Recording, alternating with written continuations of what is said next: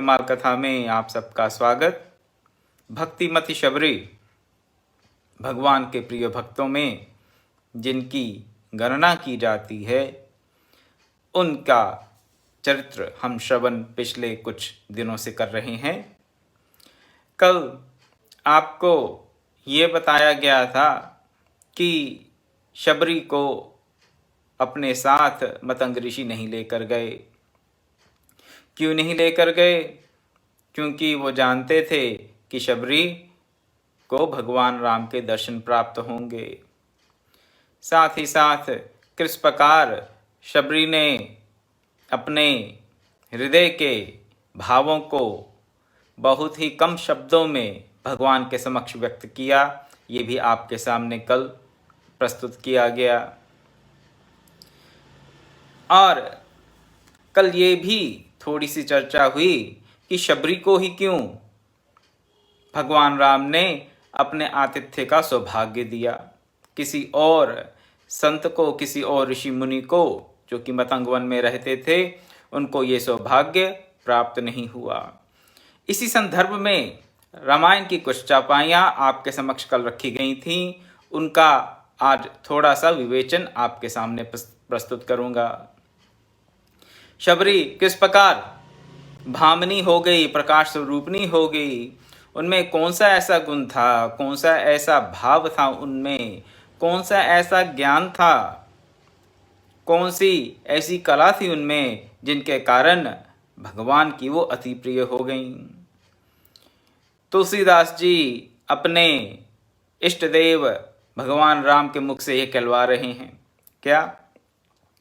सब मम प्रिय सब मम उपजाए, सब ते अधिक मनुज मोहि भाए।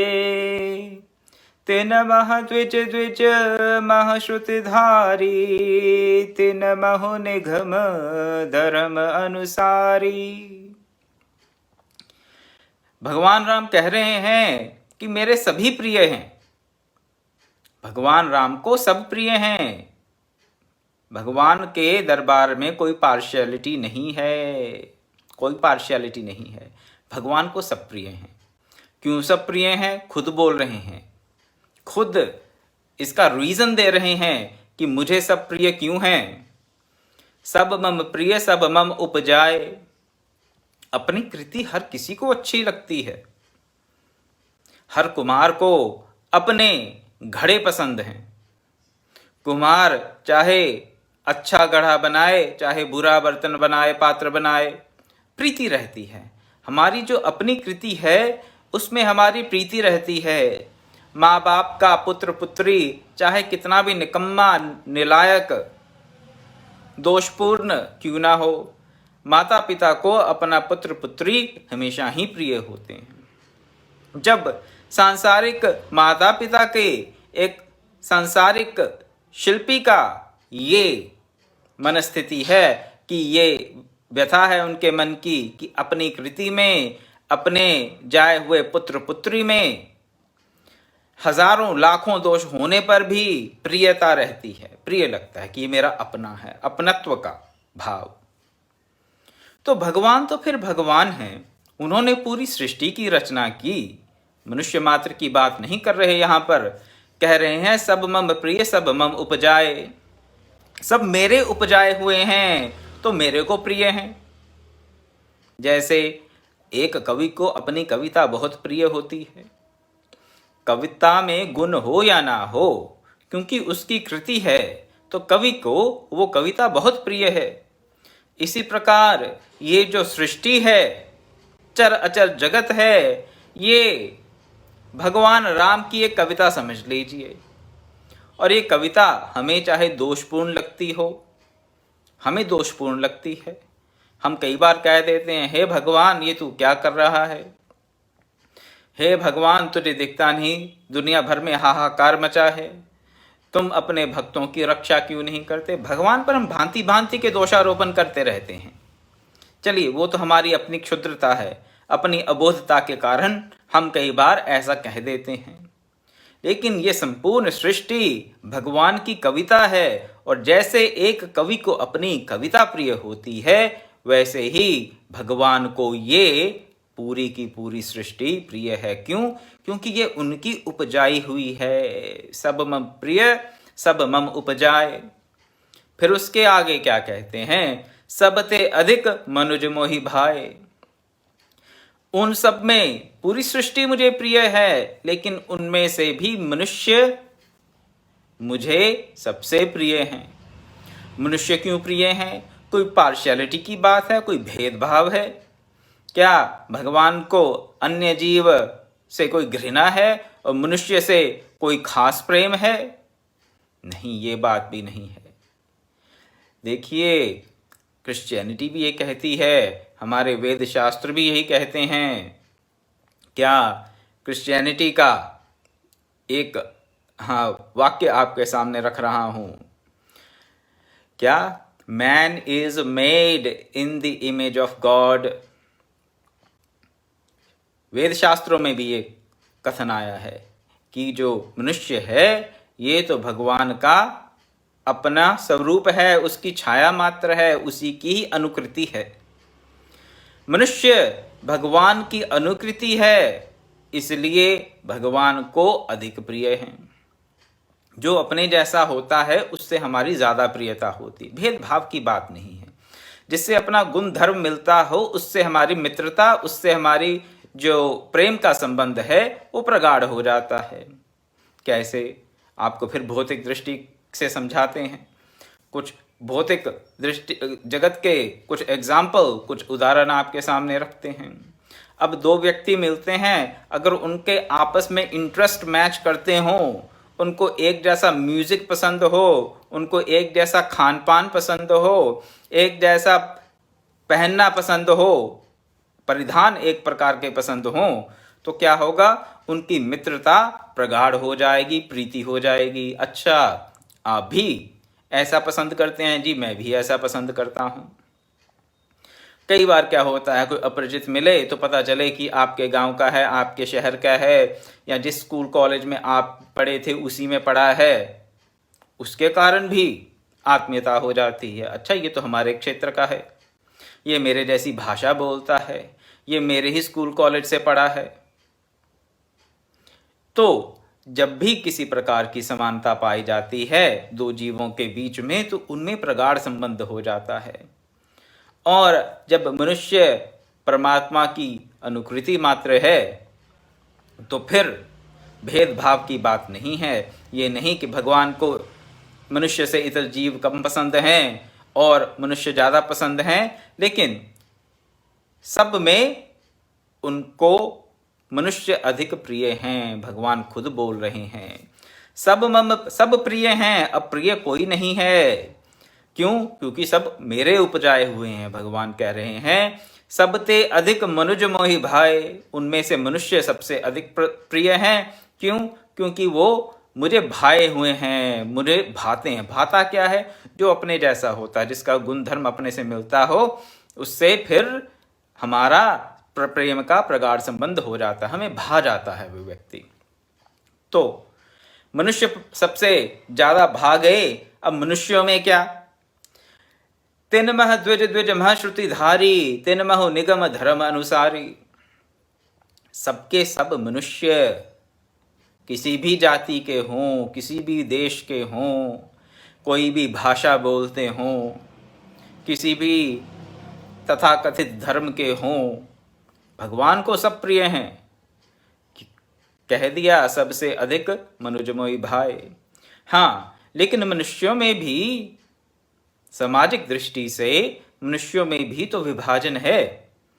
Division of labour, division of class, हर देश में, हर समाज में आप ये पाएंगे। और भगवान ने गीता में स्पष्ट शब्दों में कह दिया। क्या कहा? गीता के 4 अध्याय का 13वां श्लोक, चातुर्वर्णम मया सृष्टम गुण कर्म विभागश तस्य कर्तारमपि माम विद्य कर्तारम वयम। 4 प्रकार की जो 4 वर्ण की सृष्टि है, मैंने गुण और कर्म के अनुसार बनाई मैंने है। गुण कर्म के अनुसार भगवान कहते हैं, वासुदेव कह रहे हैं, श्री भगवान उवाच, क्या कह रहे हैं कि 4 प्रकार की जो सृष्टि है, चतुर्वर्ण की जो सृष्टि है, ये मैंने बनाई है। 4 प्रकार का जो मानव समाज का विभाग किया है, सृष्टम मैंने बनाई है, गुण और कर्म का विभाग करके। मैं इसका कर्ता हूँ भी और नहीं भी हूँ। चलिए उसमें अभी नहीं जाएंगे, करता हैं और कैसे नहीं हैं। करके भी कुछ नहीं करते, ऐसे भगवान हैं हमारे। कुछ नहीं करते फिर भी सब करते हैं, करके भी कुछ नहीं करते।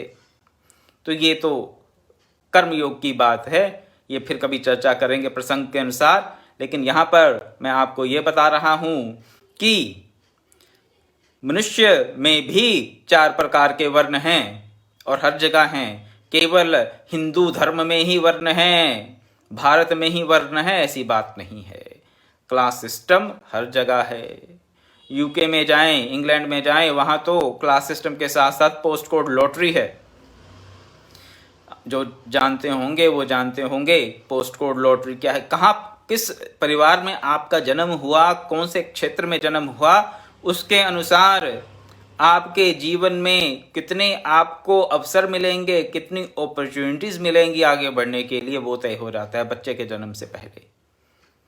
होना चाहिए या नहीं होना चाहिए उसकी चर्चा नहीं कर रहा हूं, लेकिन ये पीढ़ी दर पीढ़ी यूके में भी इंग्लैंड में भी होता आ रहा है। तो चलिए वो अलग बात, समाजशास्त्र की बात, वो भी अभी छोड़े देता हूं। यहाँ पर केवल ये बता रहा हूं कि 4 वर्ण हैं मनुष्य समाज के, उनमें भी कहते हैं मुझे द्विज और द्विजों में श्रुतिधारी प्रिय हैं। 3 मह द्विज, द्विज मह श्रुतिधारी। द्विज प्रिय हैं, श्रुतिधारी प्रिय हैं, जिनका संस्कार हुआ दोबारा जन्म। द्विज मतलब जो 2 बार पैदा हुआ, ऐसा समझ लीजिए। एक बार तो हमारा जन्म हुआ माँ बाप के शरीर से, दूसरा जन्म होता है जब गुरु हमें दीक्षा देते हैं। दीक्षा प्राप्त करने के पश्चात हमारा दूसरा जन्म होता है। शरीर का जन्म तो शरीर का जन्म है, जिसको हम अपना बर्थडे कहते हैं, लेकिन जब गुरु से दीक्षा प्राप्त होती है तो तब हमारी आत्मा जागती है। आत्मा मरी तो नहीं होती, लेकिन आत्मा में ज्ञान का प्रकाश जागृत करने के लिए ही गुरु दीक्षा देते हैं। तो जब वो गुरु दीक्षा मिलती है, गायत्री की दीक्षा दी जाती थी 8, 10, 12 वर्षों में, 16 वर्षों तक बच्चों को, उसके पश्चात उनकी संज्ञा द्विज हो जाती थी। तो द्विज हो गए। द्विज के बाद जो श्रुतिधारी वेदों को धारण करने वाले हैं, जिनको वेद श्रुतिधारी, वेदों को कैसे धारण करना है, बैग में लेके वेद की पुस्तक नहीं, श्रुतिधारी जिनको वेद कंठस्थ हैं, श्रुति को धारण करने वाले द्विज हों। द्विजों में भी वो मुझे ज़्यादा प्रिय हैं जो श्रुति को धारण करने वाले हैं। उनमें से भी कौन प्रिय हैं? 3 महु निगम धर्म अनुसारी। उनमें से मुझे वो प्रिय हैं, श्रुतिधारियों में भी वो प्रिय हैं जो अपना जीवन धर्म के अनुसार जीते हैं। धर्म के अनुसार अपना जीवन जीने वाले श्रुतिधारियों में भी मुझे प्रिय हैं। तो ये एक से दूसरी कैटेगरी निकलती जा रही है।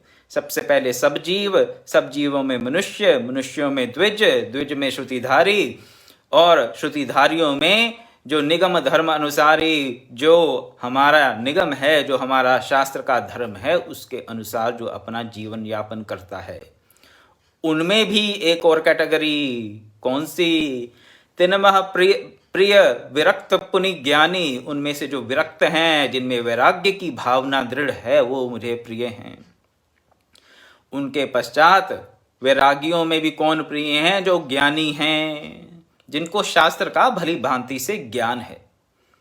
शास्त्र का भली भांति जैसा है वैसा ज्ञान जिसको है, ऐसा नहीं कि पुस्तक रटी हुई है वो वाला ज्ञान नहीं, जिनको शास्त्र की समझ है। देखिए, वैराग्य के बिना शास्त्र समझ नहीं आ सकता। इसलिए पहले बोला विरक्त, वेदधारी हों, द्विज हों, वेदधारी हों, धर्म का आचरण करेंगे। धर्म के आचरण के पश्चात वैराग्य आएगा, और वैराग्य के बाद ही जो अपने शास्त्र का गूढ़ अर्थ है वो समझ आएगा तो वो ज्ञानी। ज्ञानियों में कौन प्रिय है? ज्ञान ही ते अति प्रिय विज्ञानी। शास्त्र ज्ञान, जो यथार्थ ज्ञान रखते हैं शास्त्र का, उनमें से भी वो प्रिय हैं जो विज्ञानी हैं। विज्ञानी यहाँ साइंटिस्ट नहीं है। विज्ञानी का अर्थ यहाँ पर है जिसको तत्व ज्ञान है, जो उस ब्रह्म तत्व को जानता है। जो तत्व दृष्टा है वही विज्ञानी है। जो ब्रह्म वेत्ता है, जो ब्रह्मविद है, वही विज्ञानी है। ज्ञानियों में अति प्रिय मेरे विज्ञानी है। फिर उसके आगे तिन ते पुनि मोहि प्रिय निज दासा, उनमें भी मुझे वो प्रिय हैं जो मेरा दास है। भगवान का दास होने के लिए कितनी क्वालिफिकेशन चाहिए, जरा पूरी लिस्ट देखिए। मनुष्य हो, द्विज हो, श्रुतिधारी हो, निगम धर्म अनुसारी हो, उसके बाद क्या हो, उसके बाद ज्ञानी हो, वैरागी हो, वैरागी के बाद ज्ञानी हो, ज्ञानी के बाद विज्ञानी हो। जो विज्ञानी है, जो तत्ववेता है, जो ब्रह्मवेता है, वही भगवान का दास हो सकता है, अन्यथा नहीं हो सकता। ढोंग चाहे को जितना मर्जी कर ले, भगवान के दास होने का प्रैक्टिस कर सकता है, लेकिन भगवान का दास वही हो सकता है जो तत्वज्ञानी है, जो ब्रह्मवेता है सही मायने में। तो जो निज दास है वो ज्यादा प्रिय है विज्ञानियों में भी। कैसा दास प्रिय है? यही गति मोरी न दूसरी आशा, जिसको केवल और केवल मेरी गति है, जो अनन्य भक्त है और किसी की कोई आस नहीं है, किसी और से कोई आशा नहीं है, जिसको केवल और केवल मेरी गति है, ऐसा दास मुझे प्रिय है। और ऐसा दास कौन है? यहाँ पर ऐसा अनन्य भक्त कौन है? भक्तिमती शबरी। इसलिए भक्तिमती शबरी के लिए क्या कहते हैं? भामिनी, प्रकाश स्वरूपनी। ये प्रकाश भक्तिमती शबरी के पास है। और इन सब गुणों के कारण ही भगवान श्री राम बाकी सब ऋषि मुनियों, ब्रह्मवेताओं, तत्वदृष्टाओं के आश्रमों को छोड़कर शबरी के आश्रम का पता पूछते हुए खुद वहां जाते हैं। तो ये क्वालिफिकेशन है, ये योग्यता है शबरी की, जिसके कारण भगवान राम ने उनको दर्शन दिए। तो देखिए, कहें भक्ति का मार्ग सुगम है, सरल है, सत्य है। सुगम है, सरल भी है कुछ मायने में, और सरस है, बहुत सरस मार्ग है। लेकिन ये अज्ञानियों का मार्ग नहीं है, ये अंधविश्वास का मार्ग नहीं है। जिनमें ये पूरी क्वालिफिकेशन होगी, जो लिस्ट मैंने आपको सुनाई है, वही भगवान का दास बन सकता है। उसी को ही भगवान आकर खुद चल के आके उनको दर्शन देंगे, अन्यथा नहीं। भक्तिमती शबरी के इन सब गुणों के कारण उनको भामिनी, प्रकाश स्वरूपनी कहा। भक्तिमती शबरी तो खुद को क्या कह रही हैं कि मेरे में तो कोई योग्यता नहीं है, मैं तो बहुत अधम हूँ, अधम जाति की हूँ, नारी हूँ, अज्ञानी हूँ, मैं जड़मती भारी हूँ, मैंने गुरु से कुछ सीखा नहीं, मुझे किसी प्रकार की विधिवत शिक्षा प्राप्त नहीं। लेकिन उनमें सब प्रकार के गुण हैं, उनमें भक्ति का, उनमें ज्ञान का प्रकाश है। इसलिए भगवान कहते हैं भामिनी। भामिनी बहुत ही हाईएस्ट लेवल की ये टाइटल कह सकते हैं आप, संबोधन है जो है ये भामिनी का, इसको छोटा करके ना लें। और भक्तिमती शबरी के चरित्र से ये समझें कि किस प्रकार हम भगवान के दर्शनों को प्राप्त कर सकते हैं। अवश्य ही कर सकते हैं, कोई संशय नहीं। चाहे हम किसी भी जाति में, किसी भी कुल में पैदा हुए हों, भगवान को सब प्रिय हैं, लेकिन वो सबके यहाँ जाकर दर्शन नहीं देते। किसको देते हैं? जो उनका निज दास है, जो निज दास है, जिसको और किसी की आशा नहीं है, जो तत्वज्ञानी भी है, जो ज्ञानी भी है, जो धर्म अनुसार आचरण भी करता है, जो वैरागी भी है, जो पूर्ण रूप से प्रभु को समर्पित है, भगवान उसी को दर्शन देते हैं। प्रिय उनके सब हैं, प्रिय सब हैं, क्योंकि सब मम प्रिय सब मम उपजाए, उसमें भी कोई भेदभाव भगवान नहीं कर रहे, लेकिन हम में भी तो योग्यता होनी चाहिए भगवान के दर्शन प्राप्त करने की।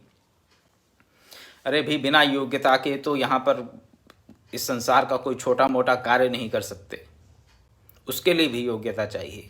तो भगवत दर्शन के लिए तो महान योग्यता चाहिए। लेकिन भक्ति का मार्ग ऐसा है कि वो सब प्रकार की योग्यता स्वतः आ जाती है, जैसे भक्तिमती शबरी में आई। क्यों आई? क्योंकि उन्होंने गुरु के बताए हुए मार्ग का अनुसरण किया, अपने गुरु के वचनों में उनकी पूर्ण निष्ठा थी, आस्था थी। उसके अनुसार चिरकाल तक उन्होंने अपना संन्यास धर्म में प्रतिष्ठित होकर जीवन व्यतीत किया, तपस्विनी की भांति, और अपनी इस आस्था, श्रद्धा, प्रेम और प्रभु के प्रति ऐसा दैन्य भाव व्यक्त करते हुए उन्होंने प्रभु श्री राम के दर्शन प्राप्त किए। तो दर्शन प्राप्त करने के बाद और भामनी कहने के पश्चात भगवान ने क्या कहा वो कल बताएंगे। आज बोलते बोलते बहुत समय हो गया। ओम पूर्णमदः पूर्णमिदं पूर्णात् पूर्णमुदच्यते पूर्णस्य पूर्णमादाय पूर्णमेवावशिष्यते। ओम शांति शांति शांति। हरि ओम तत्सत्।